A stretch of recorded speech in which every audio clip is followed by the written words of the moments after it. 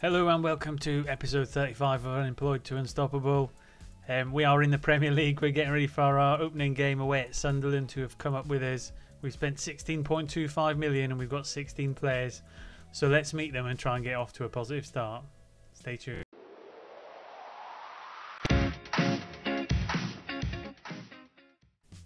And welcome back. So let's get straight into meeting the new signings we've got. You can see some of them were concluded towards the tail end of last year. So first in was J. Wright, a young goalkeeper we brought on a free transfer. He was released from his previous club.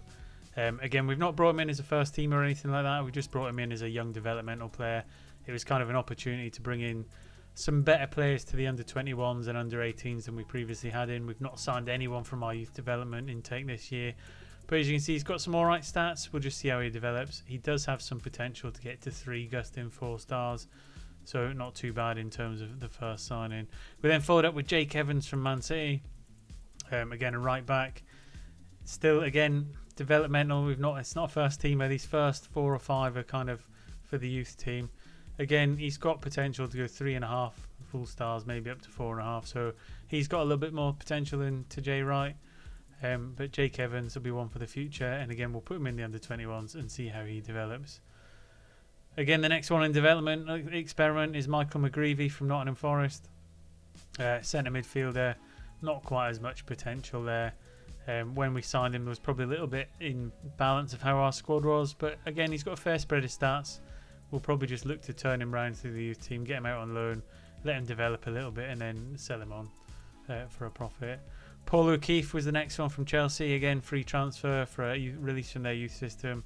Again, a little bit of potential. Probably not the best of the bunch. But again, in that left-back position, if we need to break glass and bring somebody in, we'll have somebody in there. Again, we'll run him through the under-21s, get him out on loan, and see what we can make from him. Then into the actual good signings here, although they will be quite young again, is Valentin Vancharov we got from Bate Plotchtov. Again, we got him on a fairly cheap fee, 2.1 million, and he is rated significantly more than that now. So 27 to 33 million. Already got some really good stats in technique, passing, off the ball, decision making. So in a central midfielder role, he's got the potential to be an absolute world beater. He's not quite a first teamer for us because we'll see the rest of the signings we've got, but he'll certainly be a squad player for us, and with 3 caps for Bulgaria already, he's one to watch for the future. So really happy with that signing, and at 2.1 million it's a steal even if he does move on. After that, Mihai Codreanu from Petrolul Piosti, 3.1 million. Again, 18-year-old Romanian with 7 caps. Huge amount of potential. He is our first team starting striker. Dribbling, finishing, first touch, really good stats, good technique, work rate's alright as well. Not quite as fast as I would have liked, but his acceleration, agility and balance makes up for that. So again, he's got a little way to go. He's only 18, but we could have an absolutely fantastic man up top in the shape of Mihai Codreanu. So he's probably one of the ones I'm most excited about. Into the ones this season then, we got in Peter Somalani from Slovan Bratislava for 850,000. He'll play on the right wing. Ola Kigby, who went in the last season. We lost Ruprecht as well. But again, he comes in pretty good ability already. He's 20 years old, Slovak, 3 caps for his country, and massive amounts of potential. So again, his stats are where they need to be. He's no means he's not in the bright green. I mean, his work rate's really good, but the rest of these stats have scope to creep up, and if they do creep up in the right elements, again, we're on for another fantastic pair in Peter Slimani, who's already worth 15 to 18 million. So again, even if it doesn't work out, these players will turn a profit. So we've not spent big here. The then permanent signing of Leo Shahar. We needed a right back. We've got a right back. It's the one we had last season, and he will be probably our first teamer. Again, he's got really good stats. He's played for us already. He fits well in the team, and at 23 years old, he's got some development potential as well. So in terms of first team right back moving into the Premier League, Leo Shahar is the man for us. Another really exciting one, this Hans Olander from Norgesland. We got him on a free transfer. We actually managed to get him away from under the noses of Juventus. And again, if you look at his stats, he's already 4-star for our first team. position, tackling, heading. He's 192 centimetres. He's got good jumping reach. His decision making, determination are good. Aggression and bravery are good. So in terms of a centre half, at 21 years old, he's got 37 caps and 4 goals for Sweden. So he is one to really watch out for as well. 33 to 44 million already for a free transfer is pretty spectacular for a club such as Millwall. We then got the first of the loanees, Andy Harwood. We've brought him in as our first choice left back. Again, 88 to 126 million, which for someone who's only 3 stars is pretty special. But again, work rate, teamwork, determination, bravery. He can cross the ball. He's got the stamina, and at 22, he's got room to grow as well. So another one I think will do really well. Probably filter out Timon and Angelo as the season goes on. We'll probably have to lose one of them, depending on how the last transfers go.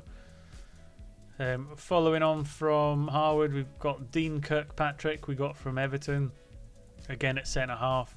More of a cover option, but he's 196 centimetres tall. Good jumping reach, strong, good at position, tackling and heading, so the things we like. He won't be a first teamer because we've obviously got Kerr Smith and we've got Olander that we've just brought in, but Dean Kirkpatrick will be a squad player who fits in there. We've only got him on loan, so it's not too much of a penalty for us financially, so that's another good practical signing. We then got Andy Diouf. He came up opportunity through the scout network. They pulled us out this one on a free transfer. Centre midfielder, already 4-star, massive potential, 49 to 54 million. He's already slotted in the first team. Technique and vision, 16. Stamina, balance. I mean, he tends to run the middle of the park for us. And at 27 years old, we've got a good 4 or 5 years out of him. So, again, another really good signing to bolster the midfielder, to get him inside like Hansen Aaron and Billy Mitchell. So, that's kind of really good calibre of players we've got in so far. But then we needed a goalkeeper. I couldn't really find one that was available too much for a good fee. So what we've gone for is Kenji Mori, 21-year-old Japanese goalkeeper. He's got 1 cap already. Again, in a developmental picture. So he's only 2 current ability. He's got potential to go up to 4, and he'll just play second fiddle to our main goalkeeper. So then after that, we've got another Hollander. So we've got Timu Helander, who we've got on loan from Benfica. He's another centre-half. Again, wide centre-back, tall, good jumping reach. I mean, you can see the mould we're going for here. Good at tackling, positioning, heading, marking, good work rate. So, again, all the stats you really want in terms of a centre-half. So, I'm thinking the back four is really shaping up nicely. We've got a couple good midfielders in there. We then went back to Benfica. We couldn't really take another loan from them, so we took Carlos Diaz on a sign-in, so 4.2 to 4.4 million. 22-year-old Colombian with 7 caps. Probably better at physical than he is in terms of his technical abilities, but we've got him in as a reserve right-back / pushing for a first choice with Shahar. So a little bit of competition at right-back. We needed 2 because McNamara went, and we were potentially going to lose Shahar, so we've got 2 in. And again, another quite low value but quality signing. And then to finish off, we've got Georgi Borisov, who we brought in on loan from Juventus. Prizes for guessing where he plays. That's right, centre-half. so we've got another centre-half. Some might say we've got too many. I would say a good 5 or 6 is probably just about right. You could get away with 4, but it could be a long season. So again, loan signing in, 21 years old, 19 caps for Bulgaria. We'll see if we can try and pick him up at the end of the season if we need to as well. But again, all the stats in the right places, work rate and teamwork as a bonus as well. So again, in terms of them players coming in, I think we've done fantastically well. The players going out, we've not really let anyone go as such. We let some contracts expire, so Ruprek's gone, Amaku's gone. We've let some players go out on loan just for a bit developmental. The only other transfer of note worth talking about is we're looking for Heiko Bramel to come in, a 21-year-old from Vitesse. Again, he's coming in on a significantly higher fee, 9.4 million. But his scouting report for it is saying to get him as a priority. He's got massive potential to grow even further. We had the budget for it, so we're just going to try and creep him in at the end of the window. Again, it would give us an option with his defensive midfielder if we're getting overwhelmed in the Premier League to just drop the attacking midfielder to defensive for a few games while we get our feet back, and then we can alternate between a defensive midfielder against the stronger sides and then play advanced when we're coming up against the teams of a similar ilk to us. In terms of the squad planner then, we've got Caleb Anson and Kenji Mori. In goals, we've got Tajay Wright as a third choice if we do need to bring somebody up. Left back, we've got Andy Harwood, we've got Josh Timon and Langello, and again Dwayne Bancroft, who we're going to get out on loan. But again, another option if we need to. So quite good depth in terms of squad development at left back. Centre half, we've got Olander, we've got Hellander, we've got Smith, Nallo, Atkinson. We're going to let go out on loan. We've got Kirkpatrick and Borisov. So I mean, 1, 2, 3, 4, 5. We're going to have 6 pretty good centre halves in there to rotate as we need. Right back, as we talked about, we've got Shahar, we've got Diaz, and Borisov can play in there as well. So good depth in there. Midfield, I mean, we're flush in there. We've got Diouf, we've got Devine, we've got Mitchell, we've got Hansen Aaron, which are all 4 really top quality players. Then we've got Valentin Vancharov coming in, who's really got a huge amount of potential. We've got Will Alves, who can play across all 3 advanced positions outside of the striker. So again, he's come on leaps and bounds developmentally. What that means is probably Alex Robertson's going to have to make way. We're probably going to move him on either for a fee or for a loan. In terms of right wing, then Somalani was come in. Again, he's done brilliant. We'll show you in the fixtures from the friendlies. Got Alves, we've got Cade Gordon, not to be forgotten, and Kevin Zeffie. On the note of Kevin Zeffie, he is going to be our starting left winger. I think we've got enough strikers now that he can be pushed out onto the left. And again, he's thriving out there in terms of the friendlies. He's getting lots of goals. Cade Gordon, it turned into a bit of a reserve player. And Will Alves, again, he'll rotate through them 3 middle positions. Alfie Devine, he'll keep his position as the advanced midfielder, but he's closely followed hot on his heels like Andy Diouf's in there. Hansen Aaron, we've got Will Alves, Alex Robertson, who'll filter out. We'll get rid of them too. And then up front, we've got Mihai Codreanu, who'll be our starting player. I mean, picked up on the cheap, but he's 70 to 85 million. Got Mohamed Adjai, who finished strong last season. Kevin Zeffie, if needed, and Cade Gordon as an emergency break glass. So, in terms of the squad, I think we've got really good makings of a squad there. We had a good core when we came up. We fleshed it out well with some really good players. And I think we're in a position where we can hit the season, hit the ground running. In terms of the league table and the preview, we're not tipped for much. We're at 1,000 to 1. We did have a couple key players in the pre-season. I don't know if they're still in there. Yeah, so Andy Harwood and Hansen Aaron. So we've got a couple players in there to be considered as some of the best in the league, which is good. It's a good start. But what we need to do is see them odds start creeping down. I think they will as we play some games. It stayed at 1,000 to 1 since we came up, but we need to move that through. In terms of the schedule then, I mean, Sunderland's a good opener. It gives us someone who is probably close to our level. Then we get to revisit Arsenal, which is who we played in the semi-final of the FA Cup last season, so a chance for a bit of revenge. And then in this Carabao Cup second round, we've got Fulham to kick off, so an all-Premier League tie for that one. But yeah, really looking forward to getting our teeth into it, seeing how we do against the best teams in England. As you can see from the friendlies there, we've won them all. We've scored goals again. We've carried that forward. I know we've not played necessarily the best teams in the world, but 3-0 against Mallorca and Verona 4-1. Zeffie getting a couple there. Zeffie scored multiples. Codreanu's getting on the score sheet. Somalani. So I think we've really got a good squad. Let me know in the comment section how you think it's gone. I don't know if it's as good in compared to a change from the start of the window to the end of the window as it was in the last season in the Championship, because we really did turn that squad round. But what I think we've done on this occasion is, rather than turning a squad round, I think we've enhanced it in the right areas, just in the right way, and I think we've got a good chance of avoiding the drop. I don't think we'll do much better than that. We'll see how the season settles out, but without further ado, let's get into the first game of the season away at Sunderland and see if we can at least pick up a point on the first day of the season. So stick around and we'll see how it goes. And here we go then for the opening game of the season, the debut for Millwall in the Premier League away at Sunderland. We've got Anson in goals, we've got Harwood, Olander, Smith and Shahar as the back four. We've got Diouf, Hansen, Aaron and Devine in the middle, and we've got Somalani, Zeffie and Codreanu. As always, what we're looking for is a debut goal and a good performance. We are going to start with a balanced approach and see how we get at the start of the season. I think we've got a good chance.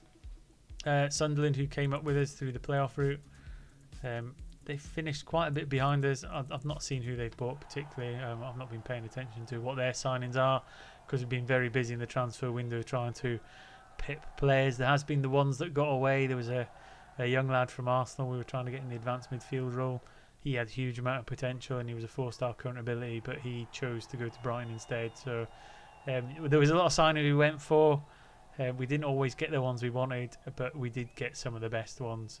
In particular, the centre half, Olander, Diouf was another really good one. Harwood on loan. So I think all in all we've done all right. I don't want to say it's the most amazing transfer window ever, but I'm content that we've got the makings of a good squad. As Anson tips one past the post from Sunderland. We had a break initially, but they've countered. They'll deliver a corner on the 22nd minute. Good header clear initially. And the end of the highlight. Another free kick at the edge of the box by Sunderland. A powered header down by Barcola. There is a flag. I'm going to review it. VAR has disallowed the goal, so we are still at 0-0. Have a quick replay. Yeah, so he's a fraction offside, which is good for us, not so good for them. But we'll carry on. So we've not had anything in terms of chances for us, really. We've not had anything on target. It's a very slow start to the season. We're just finding our feet, and we're just going to have to see how the settle of the balance of play goes. And we're not going to dominate as much as we did last season, because we're playing against much tougher opposition. And we can't really seem to get hold of the ball at the minute. As it goes through to Burnett, it hits the post. Anson scrambles it away, and it might be a little bit of nerves. Opening day of the season for the Millwall players. I think as we get into half time, if we're still in it, Shahar with a throw down the right hand side to Devine into Hansen Aaron. He thrings it into the box, but Patterson takes it comfortably. We didn't really have anyone in and around there to capitalise on it. We're not blessed with height up front, but we are blessed with skill and pace. So Olander bringing it out of the back then. Harwood down the left hand side with Zephy. He's cutting across into Hansen Aaron. Into Somalani, and he's had his chance there. Nearly got the lead. Devine will come off for Alves because he's tired. And we'll approach half time at 0-0. So again, not the dominant side. Sunderland have had the much better of the play. I think we've got to dig deep. It's the start of the season is going to make the difference. We will just shout out a little bit of encouragement as Hansen Aaron plays out the back. And we've not really changed the way we've played. It might come back to bite us a little bit. As Nyangbo smashes one past Anson there. Again, that was a really good finish. I mean, playing out from the back might catch us out. And people will talk about in real terms in the Premier League how Burnley play and Brentford play and Brighton plays. It don't change the way you play, it works. For some it does. For Brighton and Brentford it's worked. For Burnley it's not necessarily panned out the way. And we just have to make sure that we don't get caught with that tight offside. But on is on, isn't it? So what we'll do is we'll get Codrianu off. We'll get Adjei on up front. Zephy will take for Cade Gordon. We'll leave Somalani on as we go into the final 40 minutes. It's really not the start we wanted for. These are the teams that we want to be able to compete against and beat. They get a second goal from a corner. Well worked to the edge of the box. Missed an interception. It was initially blocked, but they got the follow-up to put themselves in 2-0. And this could be the makings of a long, hard slog of a season. But that's what we're in for. That's the journey we want. We've got Millwall up. Now it's just about keeping them up. So it's not the start we necessarily wanted, but maybe it's the wake-up call we needed. We might have to have a slight tweak of the tactics. Again, I'll check through the stats and see how we got on through the stats centre and see if there's anything we can do to tweak the team slightly. But again, with the number of players that come in, there's going to be some bedding in terms of familiarity as well as we go down 3. Nyangbo getting another goal there on the 72nd minute, and we're fading fast. I think we will go a little bit more positive just to end the game. But yeah, we're going to start, well, possibly going to start bottom of the league, which will be a bit of an annoyance. But that's the way it goes in the Premier League. There's no gifts. It's going to be a long, hard slog. And that's going to be the end of the game. All them signings, all that promise. The dominant 10 points clear ahead of third place in the Championship. And what have we got to show of it on the opening day? But a 3-0 loss to Sunderland. I'll pick the bones out of that. We'll motivate them, get them ready for the next match. And then we will go again in the next episode, where hopefully we'll have got a couple of results under our belt. We'll get a good 10 games into the season to see where we are. Hopefully we're not still in the bottom 3, but we've got to expect we're going to be there or thereabouts. Once again, thanks for watching. Let me know how you thought the transfer window did. Do you think the tactics might need a tweak this season? We need to go a little bit more defensive or cautious? Or should we stick to our guns, carry on with our attacking play, and hope we can just continue to outscore the teams in and around us? Once again, thanks for watching. Take care, and I'll see you next time. Goodbye.